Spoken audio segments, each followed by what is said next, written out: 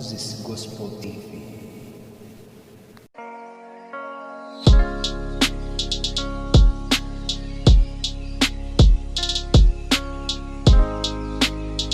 Gitondo cyiza abadukurikiye ni Mukomeze Gospel TV dukomeje gukurikirana ni wa mwanya tuganira ijambo ry'Imana ibitekerezo bye bitandukanye ndetse n'ibindi biganiro byose byadufasha nk'urubyiruko kugira ngo tubashe kuba abakristo buzuye.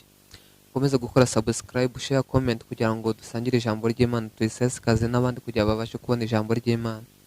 Uyu munsi rero turaza kuganira ku bintu byinshi, turaza kuganira kugira twungurane ibitekerezo, hari ibyo ndashoboye, hari ibyo udashoboye, ariko gusa nituza gufatikanya twese turaza kungurana ibitekerezo dutanga ikintu gikomeye. Ijambo ry'Imana ry'uno munsi tuza kuganiraho, turaganiraho ku mbaraga z'Imana, kuko imbaraga z'Imana nizo zijya zituma tuba abakristo buzuye. Biraza rero kudufasha kugira ngo tubashe kumenya ijambo ry'Imana, hanyuma tubashe natwe kumenya icyo twahindura kugira ngo tube abakristo buzuye. Hano ijambo ry'Imana tugiye gusoma riri muri Zaburi 125. Abiringiye Uwiteka bameze nk'umusozi Siyoni utabasha kunyeganyezwa, ahubwo uhoraho iteka ryose. Nk'uko imisozi igose Yerusalemu, niko Uwiteka agose abantu be, uhereye none kugeza iteka ryose. Iri ni ijambo ry'Imana. Nk'uko Uwiteka tugose, nk'uko Uwiteka abana natwe mu buzima bwa buri munsi, birakwiriye nk'abakristo kugira ngo natwe tumenye inshingano z'Uwiteka ibyo ibasha kudukora, kugira ngo natwe dushishoze turebe ibyo Imana yabasha kudukorera. Imbaraga z'Imana ziri muri twebwe, ahubwo nuko tutajya tumenya uburyo twakoresha imbaraga Imana yaduhaye. Naho ubundi twebwe Imana yaduhaye imbaraga nk'abantu. Inyamaswa ntago zitekereza kimwe n'abantu, ariko nazo zifite akamaro gakomeye. Ariko mu gihe muri twebwe nk'abakristo twatekereje impamvu Imana yaduhaye ubwenge nk'abantu kugira tuyobore bino byose tubona hano ku isi n'ibyo tubasha kugeraho, n'imbaraga z'Imana. Umunsi rero turaganira ku mbaraga z'Imana, turebe uruhare iby'Imana yadukoreye kugira natwe tubashe kwibuka gushima Imana. Tugendeye kuri ino jambo, nk'uko Uwiteka agose imisozi Yerusalemu, uko Uwiteka agose Abanyarwanda, uko Uwiteka agose abanyamahanga, abatuye Amerika n'ibindi bihugu byose, uko niko Uwiteka tugose. Iteka guhera igihe cyose abatubanjirije n'abazaza nyuma yacu, icyo gihe nabo bazamenya imbaraga z'Imana. Rero imbaraga z'Imana, ikintu zibasha kugira dutahura imbaraga z'Imana, igihe muri twebwe dufata umwanya wo gutekereza iby'Imana yadukoreye kugira ngo twakire ijambo ry'Imana kugira tubashe guhinduka. Ntago wakizwa umunsi umwe uvuge ngo wakijijwe. Iyo muri wowe gukizwa ugenda uhinduka gahoro gahoro, icyo wakoraga kabiri ukagikora rimwe, ejo bundi ukakiyima, iminsi ikagenda igenda, kuko muri wewe hari ikintu wabashe gushobora. Ubu Kristo rero twiga buri munsi, nta wakijijwe ngo byararangiye, oya, turakizwa buri munsi tukiga buri munsi, cyatunaniye ukakiga. Ahubwo ikibazo tugira nk'abakristo nuko ikintu cya mbere nk'abakristo kijya gituma tutabasha kuba abakristo buzuye, ni igihe muri twebwe tutajya dutekereza iby'Imana yadukoreye. Ni igihe muri wowe utajya utekereza abo Imana yaguhuje nabo. Buriya abo Imana yaguhuje nabo ni ab'ingenzi kuri wowe. Vuga kino kintu gikomeye cyane. Igihe muri wowe uzahura n'umuntu akabasha ukubwira ikintu cyakubaka muri we, umuntu ugera mu bandi bantu akabasha kuguha ijambo muri wewe, uwo muntu ni umuntu w'agaciro. Uwo muntu hari icyo yabashe kuguhereza cy'ingenzi kirute cy'abandi baguhaye.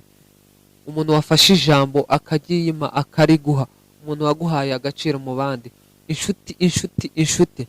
Ubukristo bwa mbere buhera ku bushuti. Uko ugenda wiga inshuti yawe ubona hari ibintu idakora, ukabasha kuyihindura. Inshuti yanjye mu Kristo mwene data, hari ikintu ugomba kumenya. Senga Imana. Igihe ubanye n'inshuti ubane neza, ubane n'umuturanyi wawe neza. Ahubwo si ujya wibaza Imana ije ikavuga ati ni urugero, abantu ngiye kujyana mu ijuru ni abantu babanye neza n'abaturanyi babo. Ese nkawe wumva wagenda? Ese ngiye Moise numva nagenda?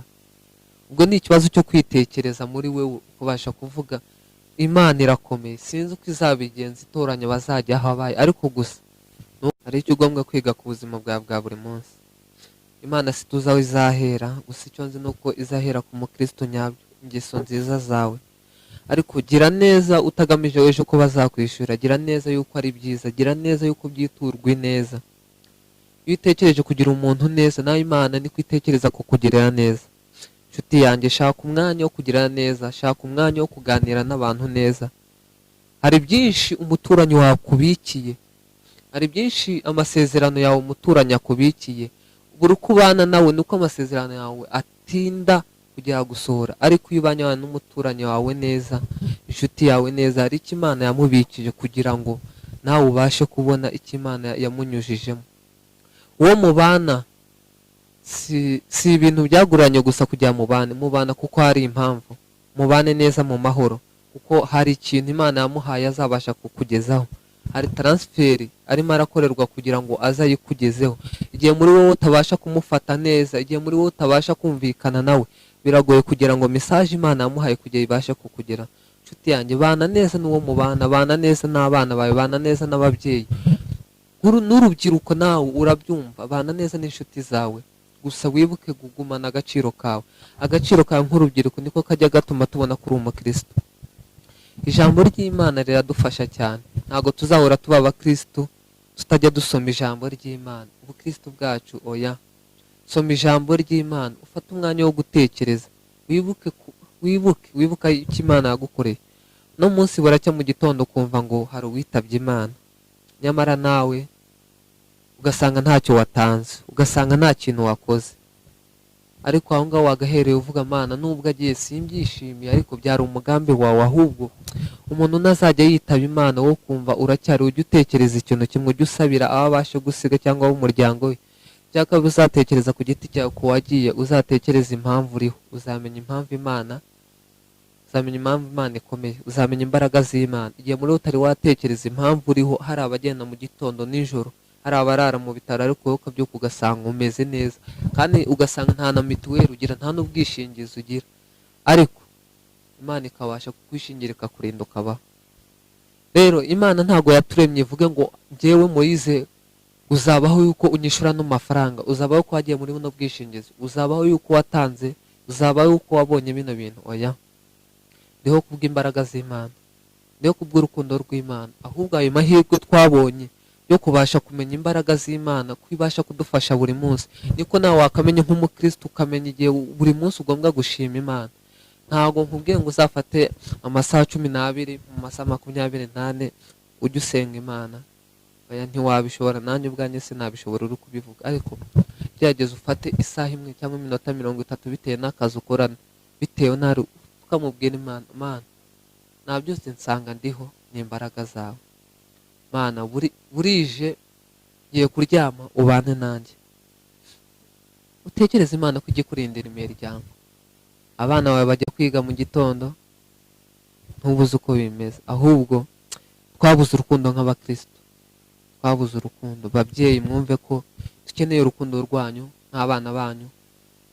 Rubyiruko, mwumve ko natwe tugomba kwereka ababyeyi urukundo. Uri umubyeyi umweretse urukundo, akora buri kintu cyose yumva muri we yuko ashaka kugikorera umwana we kubera urukundo amwereka. Twihe indangagaciro, byanga byakunda icyo dushaka ababyeyi bazakiduha, Imana izayibafashamo. Urukundo rero niyo nkingi ya mbere yo kubasha gukizwa. Igihe muri twebwe nta rukundo twari twabona, bizatugora kugira ngo tubashe kubona urukundo. Icya kabiri, igihe muri twebwe dufite kugirana inama, igihe muri twebwe dufite ibitekerezo twabasha kubiha abandi, icyo gihe bizadufasha nk'abakristo.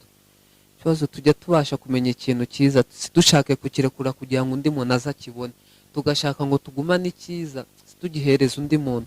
Ni ukuvuga ngo muri wowe uzakomeza ukizwe uri wowe wenyine, mu gihe utabasha guhugura abandi, ubabwira ukuntu ari bibi, ubabwira icyo bakora kugira ngo ibintu bimere neza. Rero tudafite kugirana inama, wumve ko uzagumana ibyanyu nkagumana ibyanyu, nyamara ugasanga we wagumanye ibyawe, rimwe na rimwe uri mu buyobe, cyangwa se ufite ibyo nyabyo ariko ntago tumenya ko ari nyabyo kuko ntiwabisohoye. Rero igihe wumva ko ufite inama wagira umuntu, jya umugira inama. Buri ibitekerezo byawe bifite byinshi byakubaka, bifite byinshi byabasha kubwira abantu kugira ngo tubone gukizwa nk'abakristo. Inkingi ya gatatu byadufasha mu gukizwa twebwe nk'abakristo ni igihe twicishije bugufi. Umukristo buriya wicishije bugufi afite ikintu gikomeye, afite ubutunzi bukomeye. Wicishije bugufi ntawe ujya ubasha kumenya uwo uri we. Impamvu tujya tumenya abantu bahora badutungura mu buzima bwa buri munsi nta kindi, bicishije bugufi babika ikibarimo, bagakora ikibarimo kuko ari cyiza. Niyo mpamvu buri munsi tujya dutangazwa n'ibyo bagezeho. Ntibajya baza ngo batubwire ikintu y'icyo barimo, ahubwo batubwira icyamaze gukora. Ako kantu ni keza cyane, simbizi mba wakumvishije.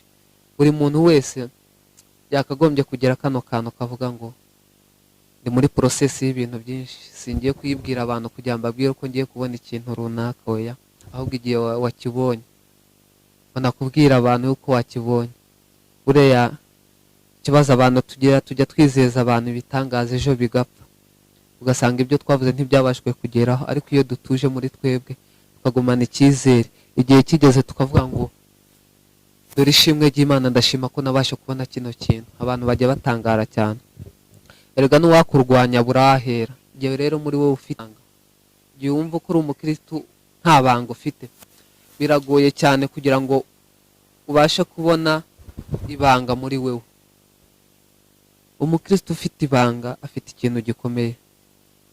Rubyiruko, numva wumva ushaka kuba umukristo wuzuye, ushaka kuba umuntu ukomeye ejo uzaha n'abana bawe, ni ibanga. Hari igihe wowe ujya uhura n'ibibazo ugatekereza nahuye n'ibibazo banjye, simbibwira abana bamera gutya, simbibwira ababyeyi, ariko kuko ufite ibanga. Ura nk'umukristo hari ibintu bigera muri 3 cyangwa 4 umukristo ajya ahura nabyo, intambara ajya ahura nazo, ariko kuko afite ibanga, haba ikibazo umukristo ahura nacyo kikaba ari ikibazo cyo gusenga, nta kugisha inama, nta komantere, ari ugusenga gusa. Akaba ikindi cyo guceceka gusa, akumva nta guceceka, agaceceka ari cyo gisubizo. Hari aho buri igisubizo cyacu kijya kiza yuko tutavuze, kijya kiza yuko twacecetse. Ikindi hari igihe igisubizo cyacu kitajya kiva mu gusenga, nubwo byose gusenga ariyo nkomoko yabyo, ariko kikava yuko wagishije inama. Icyo utazi ugisha inama. Rero iyo ushaka kuvanga kimwe ari cyo gusengerwa ukakijyana kukigisha inama, ukakijyana mu guceceka, kirapfa. Rero buri kintu cyose iyo ugikoze nk'umukristo mu gihe cyacyo ubasha kuba umukristo wuzuye.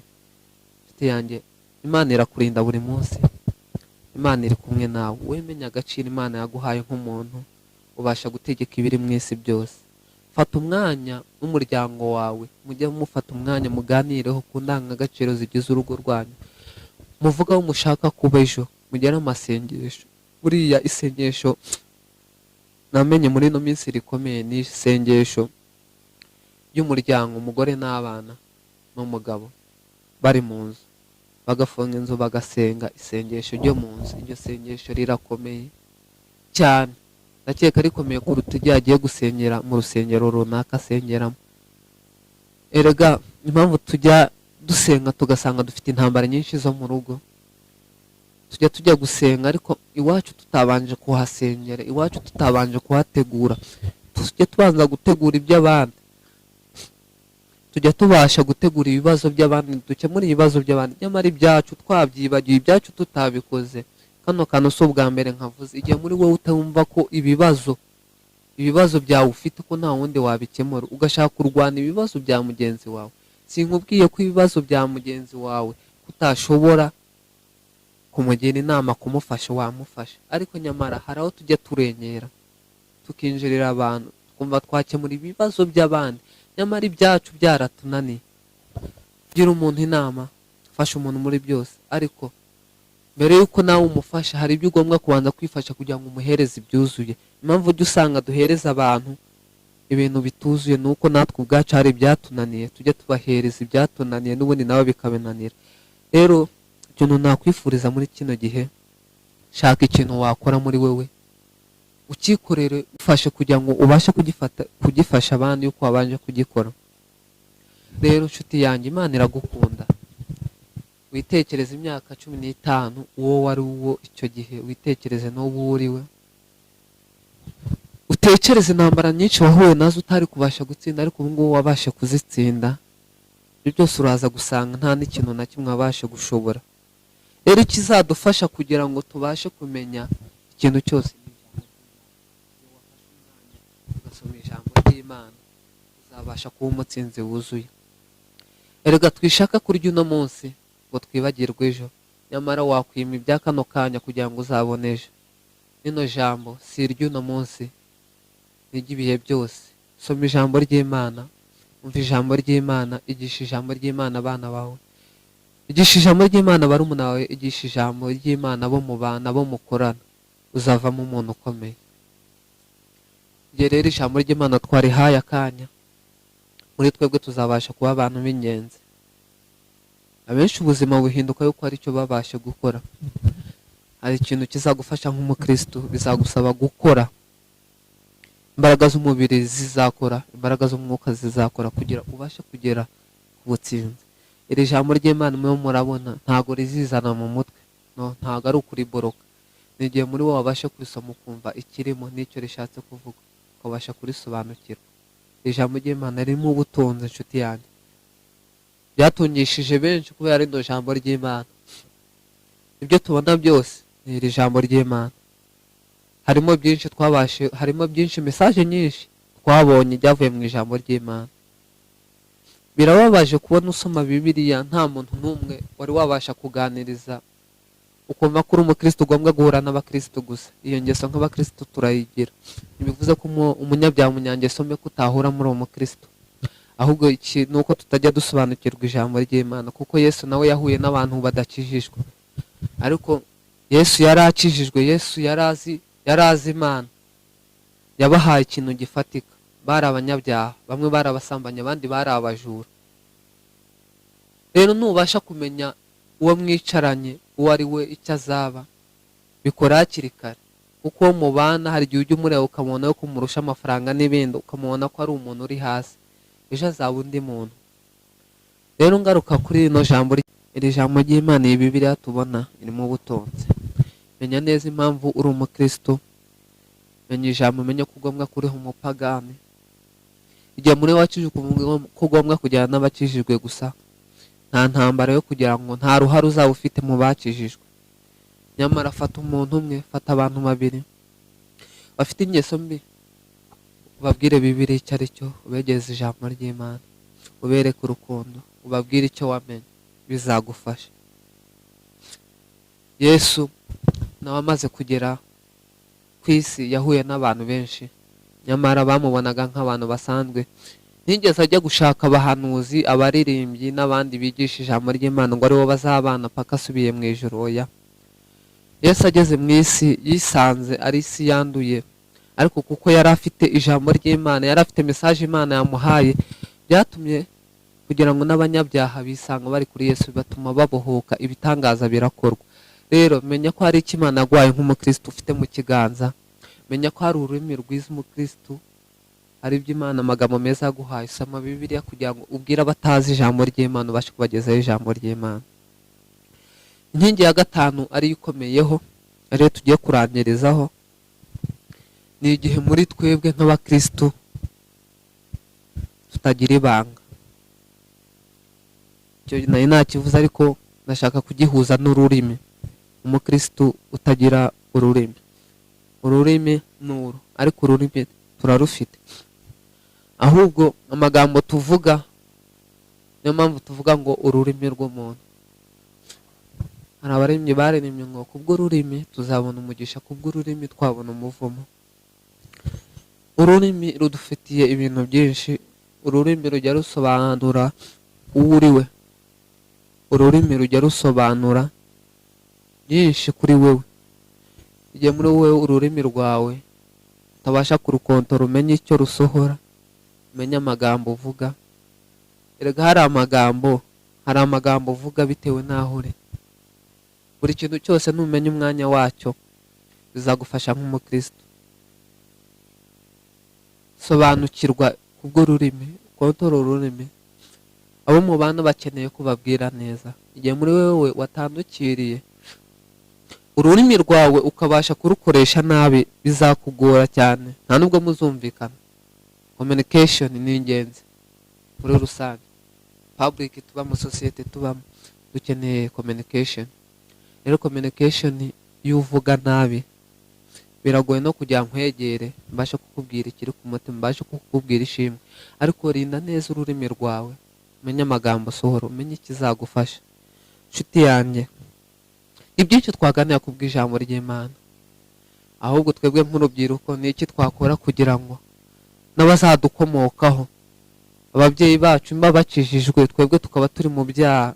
Nshuti zanjye rubyiruko, abandi utabonduta, ese turimo turajyahe? Abana bazadukomokaho, abuzukuruza bazadukomoraho badafite ijambo ry'Imana, isi izabaho gute? Gira uruhare mu isi izaza mu gihe utakiriho. Buriya erega umukire ajya apfa, umukene ajya apfa, sorry mumbare kuvuga gutyo, akitaba Imana, ariko ikijya gituma tuvuga ku muntu witabye Imana atakiriho ni icyo yabasha gusiga. Ese njyewe nzasiga iki? Se tuzasiga intambara gusa? Iki tuzasiga? Shaka icyo uzasigira isi. Ntuzabasigira imitungo n'iki, iyo ngiyo izashira. Basigira amagambo y'urukundo, basigira ibikorwa by'urukundo, basigire rino jambo ry'Imana, basigire Bibiliya. Bibiliya ni ingenzi, si igitabo oya.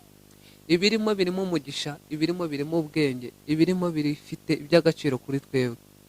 Dusome Bibiliya, ni isoko kuri twebwe. Nshuti yanjye, menya neza icyo Bibiliya ishatse kutubwira, si igitabo, ni ubutunzi. Twibuke neza Imana yatugiriye kugira natwe bazadukomoka bazasigana ijambo ry'Imana. Ibibazo ababyeyi benshi barimo ni discipline y'abana babo, ni imyitwarire ku rubyiruko. Igihugu kirahagaze, ababyeyi barahagaze kubera imyitwarire itari myiza. Rero nta kindi, usoma igihe cyo kuganira n'ababyeyi ijambo ry'Imana cyararangiye, gusa ayo mahirwe aracyafite kugaruka, ntiyaheze, ayo mahirwe arahari. Ongera utane n'umuryango ubigisha indangagaciro. Rero sinasoza ntabashimiye. Ini Mukomeze Gospel TV dukomeza gukurikirana ijambo ry'Imana, inama zigiye zitandukanye. Turabashimiye. Mukomeze gukora subscribe, comment, share kugira ngo tuganire ijambo ry'Imana. Imana yo mu ijuru bagire neza. Uyu ni wa mwanya tugiye gusenga, twiragize Imana kugira ngo ubuzima bwacu buze kugenda neza. Ikintu cyose twakora tudashizemo Imana ntago byapfa gukunda, ntibyarangira. Rero tugiye gusenga Imana, tuyiragize kubw'ijambo ry'Imana. Imana ibashe kuturinda. Mana, turagushimiye ko ukomeje kuturinda. Wa kino gitondo wemeye kubana natwe ngo tuganire ijambo ry'Imana. Aya magambo Mana waduhaye kugira ngo tubashe kuyatanga. Reka Mana imitima yabo babasha kubyumva bose, Mana ubagenderere. Buri cyo babasha kumva cyabasha guhindura muri bo, Mana ni wowe ufite imbaraga. Iyi Bibiliya Mana uyibashe kuyibaha, kuyisoma no kuyisobanukirwa kugira ngo imbaraga zawe zibashe gukora. Kugira Mana ibirutunzi buri Mana tubashe kubona kuri buno butunzi Mana. Turagushimiye Mana, ubashe kugira buri umwe wese burahatuye, abatuye hanze y'igihugu, abari mu gihugu bagenderere. Usabiye abaturanyi, inshuti, abavandimwe aho bari, ubashe kubarinda Mana. Icyubahiro ni iki.